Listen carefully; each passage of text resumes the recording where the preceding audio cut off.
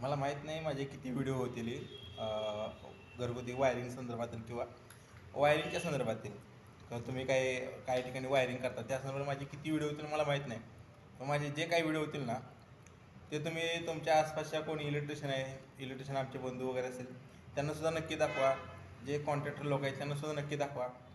कारण की मी जे बोलतो आहे ना ते मी त्यांच्या मनातील भावना व्यक्त करतो आहे. कारण कसं असतं, मी सुद्धा इलेक्ट्रिशियन आहे, मी सुद्धा ती लाईटचीच कामं करतो. पण आमच्या मनात काय भावना असते ना हे आम्ही असे कस्टमरला डायरेक्ट सांगू शकत नाही. परंतु जे काय तोटे असतात ना ते आमच्या मनात दडून असतात.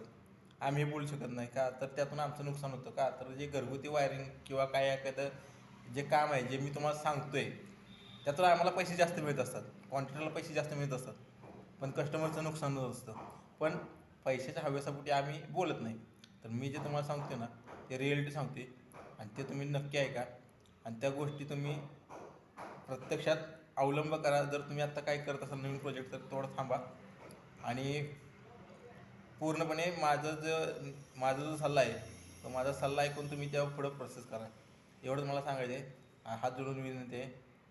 खूप खूप म्हणजे खूप घातक आत्ता वायरिंगचे प्रकार चाललेले आहेत. शक्यतो भिंतीतले वायरिंग त्या संदर्भात मी तुम्हाला काही सांगणार आहे.